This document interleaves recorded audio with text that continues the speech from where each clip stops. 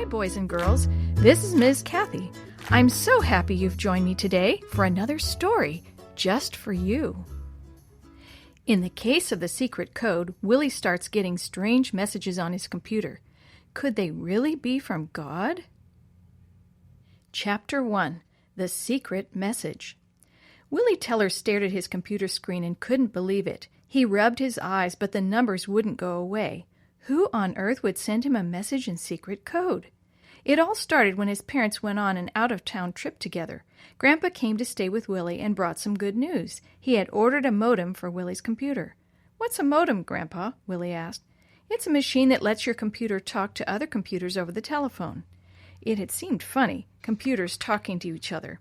"I wonder if they tell each other jokes," Willie thought as he sat on the front porch, sharing a bowl of ice cream with Coco. "Ruff!" Coco begged for another bite.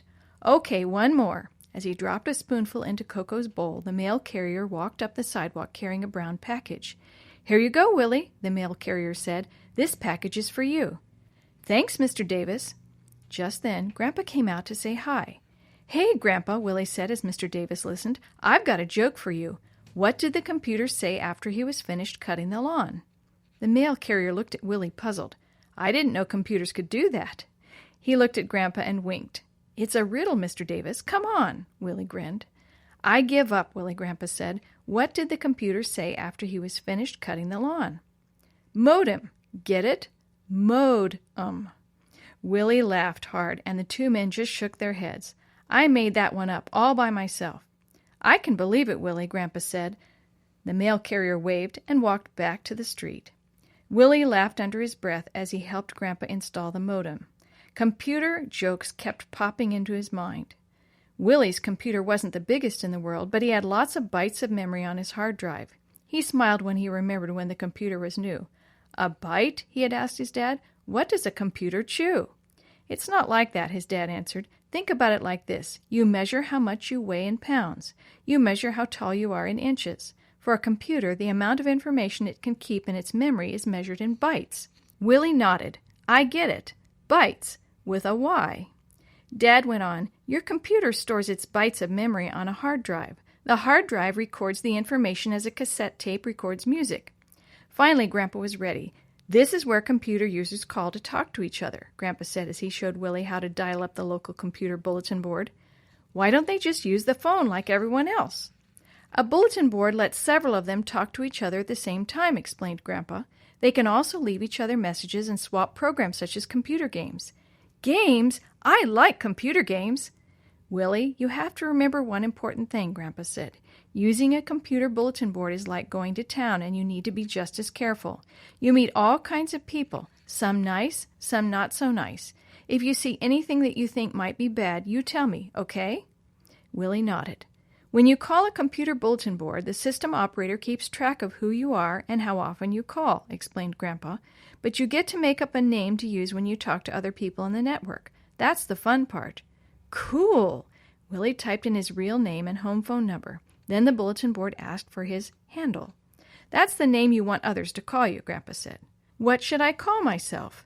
Willie looked at the floor a minute, then said, "I know." He typed out HOTWHEELS, Hot Wheels.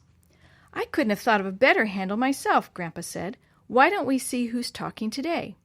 Willie clicked on the button called Chat.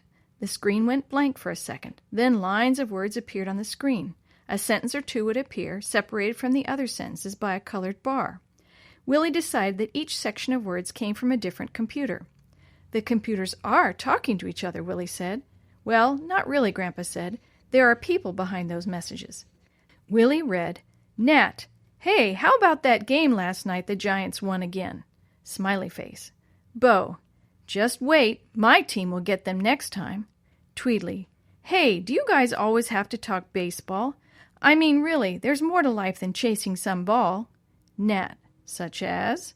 Tweedly, "Such as asterisk, shopping, asterisk, smiley face." Bo, "Gag!" Frowning face. Nat, "Double gag!" Frowning face. "Why don't they use any capital letters?" Willie asked. "It seems like it would be easier to read if they did."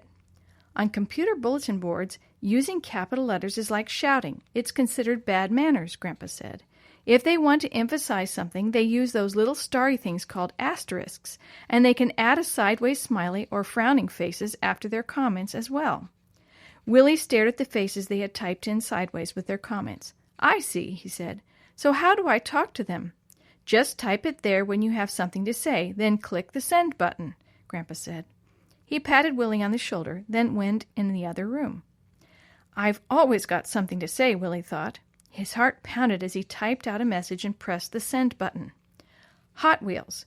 Why was the computer tired of going home?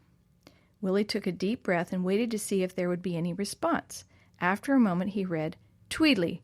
Well, a newcomer. Glad to have you, Hot Wheels. I give up. Why was the computer tired after going home? Willie grinned to himself as he typed in the answer. Because it was a hard drive. Smiley face. Immediately the others responded. Nat, bad joke, but we're glad to have you here, Hot Wheels. Bo, aw, come on, Nat, it's miles better than your baseball jokes. Smiley face. Welcome, Hot Wheels. Tweedly, don't listen to these old goats, Hot Wheels. You have a real talent there. The next afternoon, Chris and Maria Vargas stopped by. Willie told his computer jokes. Then he showed them the computer. I know you can't stay long, but you've got to see this.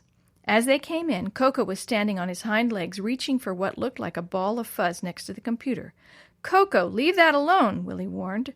The fuzzy thing was attached to a wire leading to the computer. What is it? Maria asked. It's my computer mouse, Willie said, patting the fuzzy thing lying by the computer. A mouse helps you choose things and move them around on a computer screen.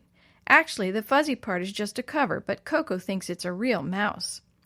Willie switched the computer on. First, you have to dial the bulletin board number, he explained. Then you look at the menu and choose which direction you go from there. Oh, it's a modem, Chris said.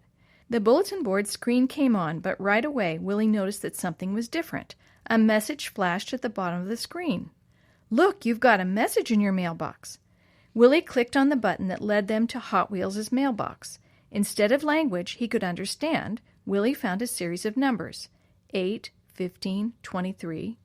4, 15, 5, 19, 1, 3, 15, 13, 16, 21, 20, 5, 18, 5, 1, 20, 1, 16, 9, 26, 26, 1. Look who it's signed by, Chris said.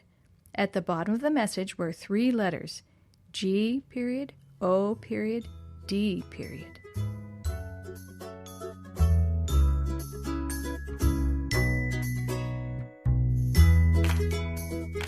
The story you have heard today is a chapter of the Shoebox Kids, Book 2, The Case of the Secret Code, written by Glenn Robinson, edited and created by Jerry D. Thomas, and used with permission from the Pacific Press Publishing Association. If you're interested in any other books published by the Seventh-day Adventist Church, please visit AdventistBookCenter.com or call 1-800-765-6955.